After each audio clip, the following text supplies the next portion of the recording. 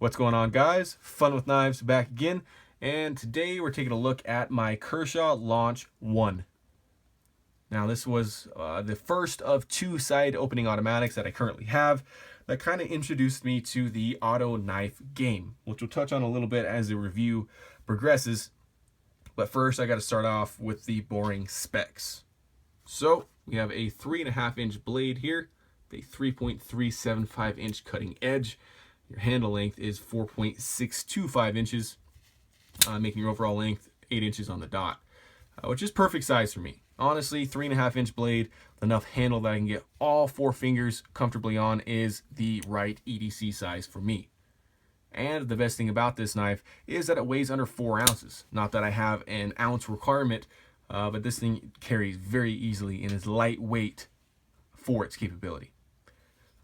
Blade thickness here is a kind of a standard 0.12 inches, around 1/8 of an inch, and your handle thickness is 0.47, so under 1/2 an inch in handle thickness too. So you guys know that I like my Kershaw knives. I've reviewed a lot on the channel. Something about Kershaw, and especially ZT, I mean, I'm a ZT fanboy all the way, I will admit that. But they are sister brands, and Kershaw knives, I might not like all of them, but I usually am attracted to them for a couple of reasons, whether it's price point, I mean the materials used, the design execution, whatever it is, I like most of them. They speak to me on one level or another. And this knife speaks to me on just about every level. In fact, I don't know what I'm going to title this video, but it's probably going to be something along the lines of my new go-to EDC knife, because it definitely is. In fact, this has been beating out the Kershaw Knockout for carry. I mean, I obviously have a lot of knives that I kind of transition through. You know, I carry one a couple of days and then the next one, but I mean, the Knockout's always been a staple in my rotation, and the Launch 1 is getting more pocket time. I don't know what higher praise I can give than that. I mean, obviously my ZTs and things take up most of the pocket time nowadays, because I haven't had too many new EDC knives roll into the channel lately. But this Launch 1 compiles some of my very favorite features in a folding knife all into one package. So let's get into the blade. I don't want to make this a super long review. I don't know how many times I've tried recording this already, and it turns out to just be an ode to Kershaw Launch series. And although I do want to point out how great this knife is, you guys just don't want to listen through that. So this blade here is made out of CPM 154 steel, as is the rest of the Launch series. If you guys are unfamiliar with that, it is the powdered metallurgy version of 154 CM, which is a steel that has been very common in the knife industry for a long time. Emerson Knives uses it, I think exclusively, but should have a finer carbide structure, lending it to be a better knife steel for edge retention and more homogeneous mixture. I guess we could say that. The blade here is awesome. It's the blade I've been describing as my favorite for a long time. These tall, broad, big belly drop points. It's got a sweeping edge here. It is a drop point with a little bit of a harpoon on top. It's got a very tall, wide blade though. That means that your grind is going to travel a good amount of distance. Now, coming from 0.12 inch thick stock, it's not overly thick, but with over a 3/4 flat grind here, you're getting a good slicer with a precise tip. And like I've said, well, I'm getting shaky here. Like I've said many times, that's my favorite combination because it seems to do everything pretty damn well. Model number on this particular coloration is 7100 GRY BOK for gray and black. And this is made in the USA, which we'll talk about soon. And Auto Kershaw written on this flat. Overall, a super attractive blade and super functional. If you guys can't tell by how much crap is on the blade, that's how you guys can always know. If I've been carrying the blade a lot, it's going to be dirty. And yes, I do clean them, I do sharpen them, I do maintain them. But with this getting so much pocket time, it's going to end up looking like this. I mean, there's food, tape residue, just all sorts of crap on there. If you guys haven't noticed, this edge seems to be gone. There's no edge here whatsoever. And that's, of course, because I'm a dumbass and I abuse my knives. Actually, I just use them. I mean, I was trying to strike a ferro rod somewhere on this knife. I was just getting the coating off the top. It does not have a sharp 90-degree angle, so I was using the edge down here. And yes, I know that just it's gonna appall some people that I was doing that, but I did it anyway, and I will sharpen it out, and this blade will be good as new. But I love CPM 154 steel. It's sharp up here still, and I'm surprised by that because it's seen a ton of use. Overall, blade steel, blade shape, everything about it is 100% me. On to deployment here, and that's what this knife is all about because it launches out there. This is a push button automatic. You can see the button here. I'll give you a close up. On these different colorations, the buttons are usually blacked out, with the standard variations of the launches coming with a red bullseye. I don't know about the Launch 7. I haven't looked too much into that one, but you can see the button is recessed within the aluminum handle. So you need to give it a deliberate action. If I just press with my thumb here, nothing's going to happen. You got to get in there, press the button, and it rockets out. A lot of people ask me what is the advantage of an automatic over an assisted knife, or how about a manual knife with a really good action that's reliable, like the CT0095. I don't know if there's any advantages I can give you really, other than satisfaction of hearing this lock open and the ease of pressing a button, rather than learning the technique of a flipper or having to wait for a speed safe or assisted mechanism to catch that blade and throw it out. The one advantage I can give you is gloves. Using a Kershaw Launch or many other side opening automatics with gloves on in cold weather is so easy. It takes all the thinking out of the knife. Once you pull this out, you just got to smash your thumb in there and you got an open blade ready to do some work. You cut whatever you need to, and it's easy to put back. That was something I was worried about when I was getting into automatics, was the ease of closing that blade. Because you can see that spring is very powerful and will throw the blade out quickly. And I thought that was going to mean that I couldn't close this knife one-handed. So you disengage that plunge lock, which I guess I'll show you that first. You can see here, there's your stop pin. Let's get the blade open, and come on, need my lighting source to work with me a little bit more.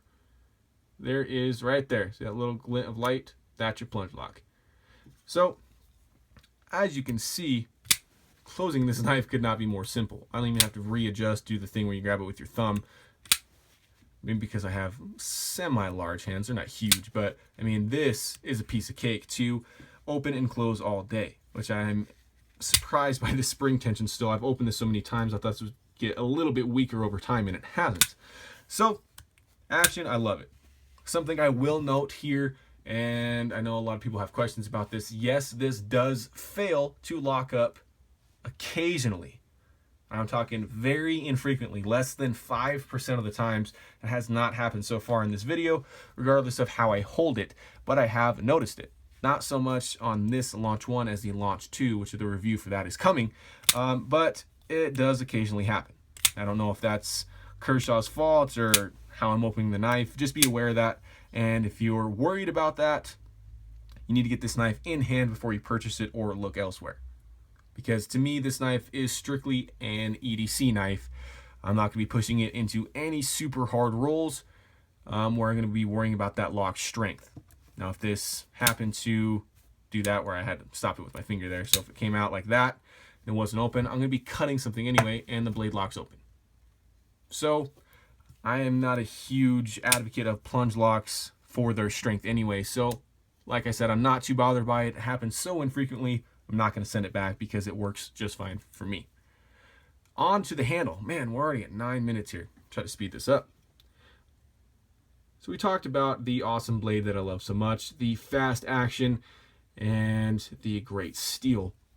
What are some of the other characteristics of knives that I like? You guessed it. USA made and aluminum handles. I mean, could this knife be any more suited for me?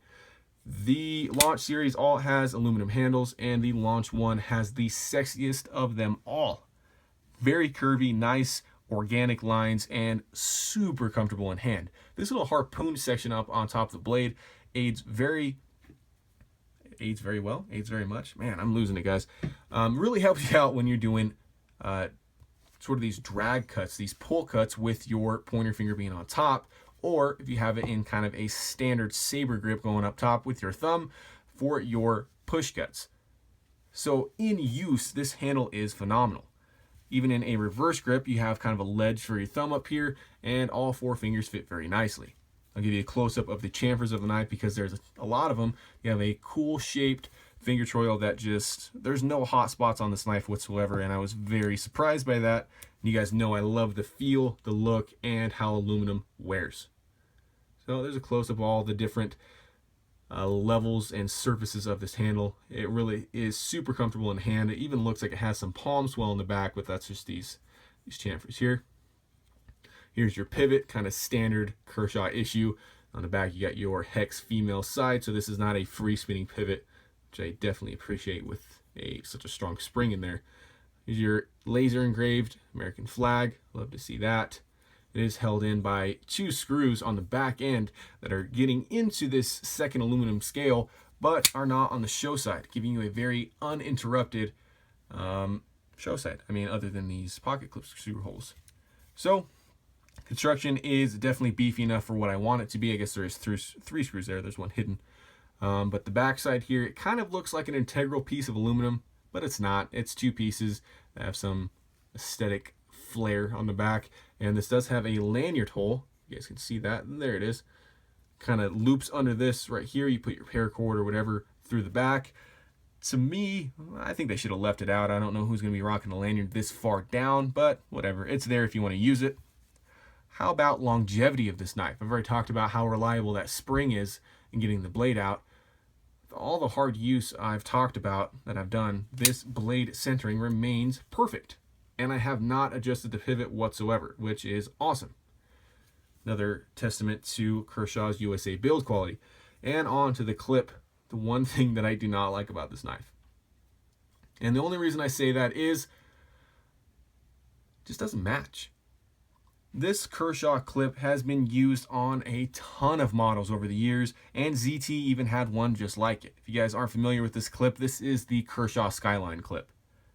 Very simple, very straightforward, and it works very well. From a functional standpoint, I don't know if I could ask for more. This knife with this clip is so easy to take in and out of your pocket, and it has enough tension that it's really going to hold it in there. What more could you ask from a pocket clip? Well, I wish it would match the design of the knife, and I wish it carried a little bit deeper. I don't need every knife I own to carry deep, but I mean, you're getting over a ½ inch out of your pocket here, and that's not something I'm super fond of.